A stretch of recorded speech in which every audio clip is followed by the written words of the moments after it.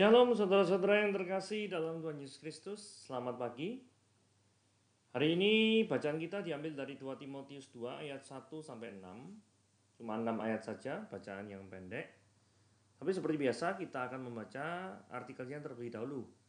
Derita seorang prajurit. Ikutlah menderita sebagai seorang prajurit yang baik dari Kristus Yesus.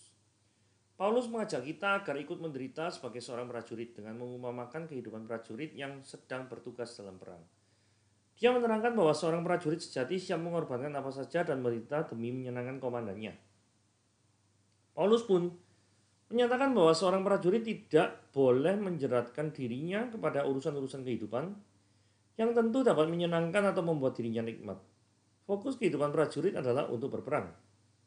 Secara sederhana, Rasul Paulus menjelaskan bahwa hidup yang rela menderita adalah sebuah kehidupan yang rela berkorban demi memuliakan Tuhan.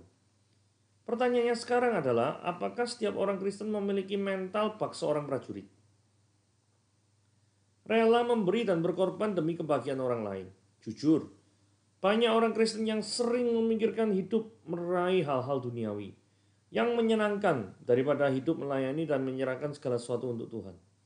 Bahkan tak jarang mereka lebih rela melihat orang lain menderita daripada dirinya sendiri. Bagi seorang prajurit yang berperang dan berjuang sekuat tenaga menaklukkan musuh sehingga dia beroleh kemenangan. Demikianlah hidup kita. Kita hidup di tengah-tengah zaman di mana ketidakbenaran terus terjadi.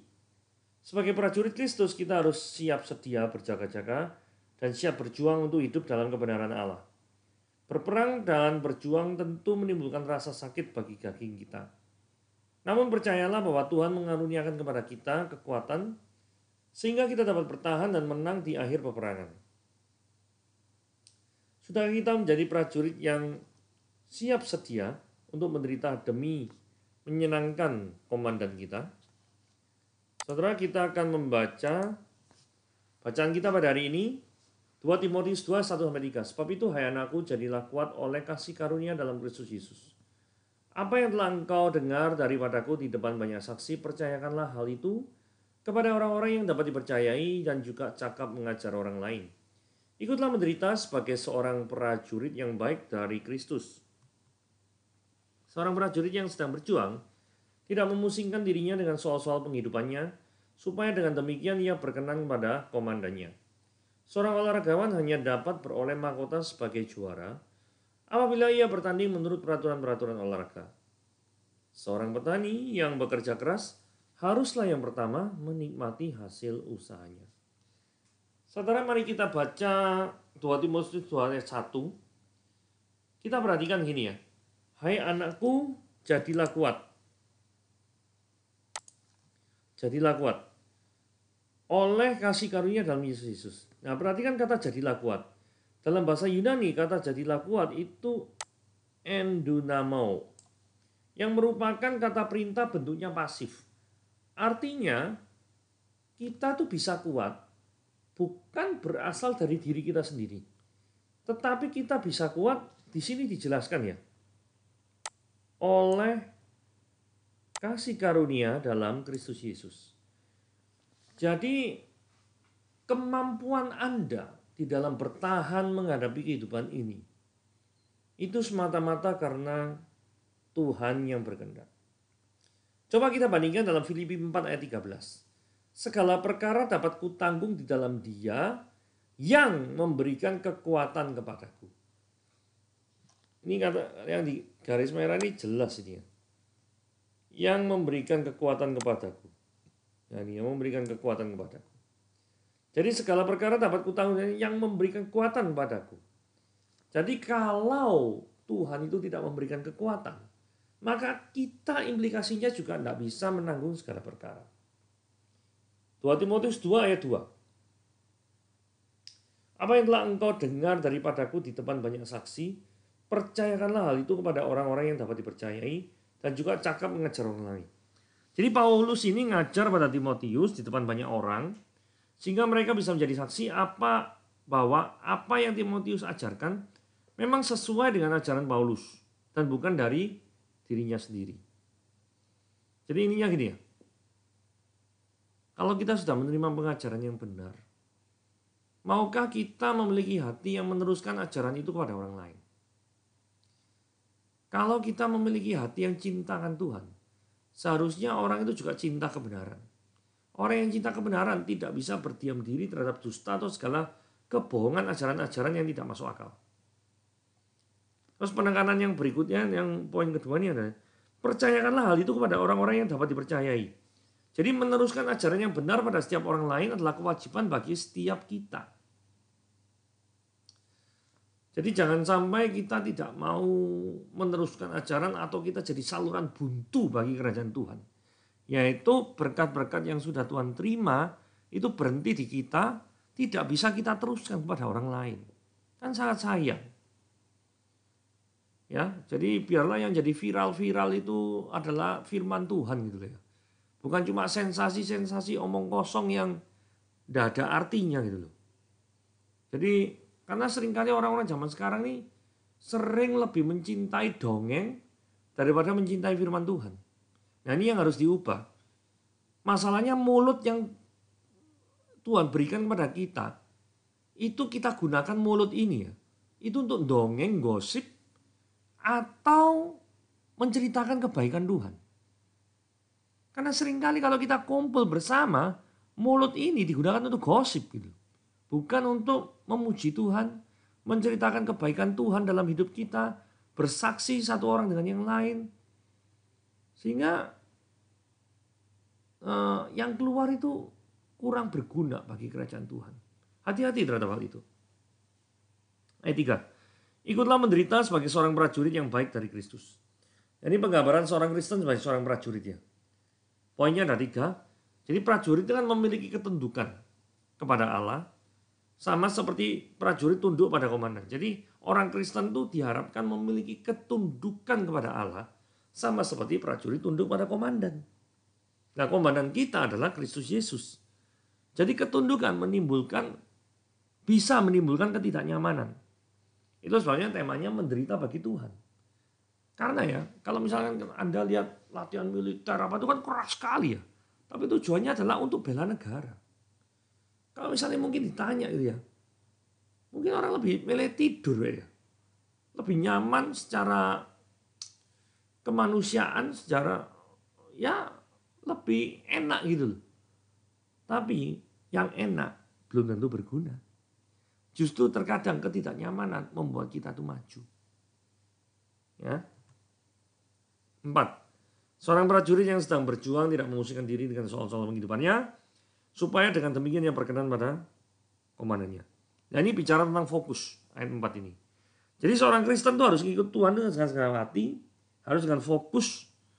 Karena kalau andai kata prajurit itu berperang ya, tapi pikirannya itu tidak fokus. Asalnya harus tembak musuh. Malah nanti jadi tembak teman sendiri lah repot. Jadi seorang prajurit kalau mau perang, mau jadi prajurit hebat, dia harus fokus. Sehingga urusan-urusan yang di luar daripada perang itu minggir dulu. Nah, ilustrasi ini, cerita ini digunakan kalau Anda jadi orang Kristen. Benar tak? Setiap urusan lain di luar kekristenan itu minggir dulu. Atau justru Kristennya yang minggir. Urusan-urusan yang berbau rohani itu minggir dari kehidupan saudara. Nah, kebalik model kayak gini nih. Jadi fokusnya itu bukan pada Kristus, tapi pada yang lain. Tapi ilustrasi ini ngajari fokuslah prajurit itu pada komandan. Nah kalau komandannya Kristus ya fokuslah hidupmu pada Kristus gitu loh. Ayat 5. Seorang olahragawan hanya dapat memperoleh mahkota sebagai juara apabila bertanding menurut aturan-peraturan olahraga. Jadi kehidupan Kristenannya kehidupan yang penuh dengan tujuan. Saudara tidak bisa memenangkan daripada kehidupan ini kalau mau hantam kromo, tabrak semuanya. Tidak bisa. Seperti olahragawan kalau mau memenangkan sesuatu, itu harus ada peraturannya.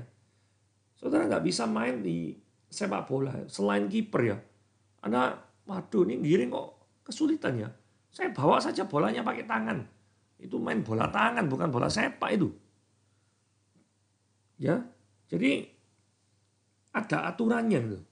Jadi dalam menjalani kehidupan kekristenan itu ada koridor-koridor tertentu yang harus ditaati. Seperti ketika seorang olahragawan mengikuti suatu aturan daripada pertandingan. Jadi jangan sampai ya menjalani kehidupan Kristen. Itu aturan-aturan lainnya. Pokoknya dituabrak itu ya. Saya pernah dengar cerita gini ya. Nah seorang hamba Tuhan itu kesulitan susu gitu ya. Jadi anaknya minta susu tapi dia sedang tidak punya uang. Dia sebenarnya mau ngecek sebenarnya uangnya itu berapa sih gitu ya. Nah kemudian dia tuh ke ATM. Dan sampai di ATM dia tuh lihat, tuh kok ada kartu masih ketinggalan. Terus ada nilai tertentu yang waduh ini lebih dari cukup untuk beli susu. Dan saudara dia tekan di enter keluar uangnya. Terus dia bersaksi loh. Katanya ini pertolongan Tuhan. Saudara, menurut saudara gimana? Saudara ini nyolong saudara. Ini mencuri. Firman Tuhan jelas ada koridornya. Jangan kamu mencuri. Uang yang ada di ATM itu uang milik orang lain. Jadi kalau uang milik orang lain kamu ambil, kamu tuh pencuri. Bukan orang yang memang punya hak untuk mengambil uang itu. Jadi hati-hati dalam memahami setiap peristiwa yang terjadi dalam setiap kehidupan kita. Ya, ada koridor-koridornya, ada aturan-aturannya yang harus kita jaga. 6. Seorang petani yang bekerja keras haruslah yang pertama menikmati hasil usahanya. Penekanannya di sini itu bukan menikmati hasilnya.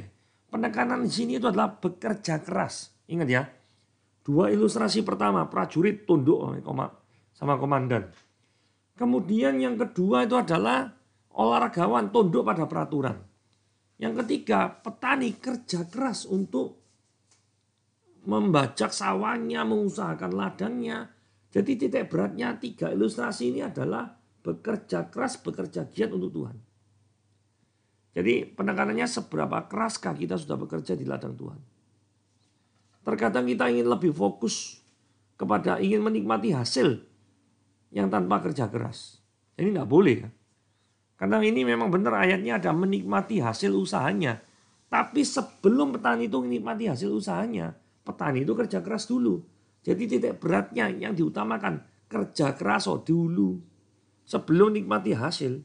Karena seringkali ada orang banyak itu menikmati hasil, pengen menikmati hasil tanpa kerja keras. Itu namanya orang malas. Jadi kesimpulan 3 ilustrasi gini ya.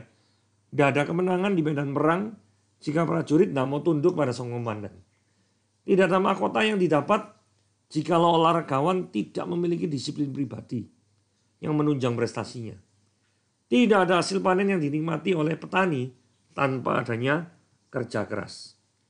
Itulah renungan kita pada hari ini. Tuhan Yesus memberkati.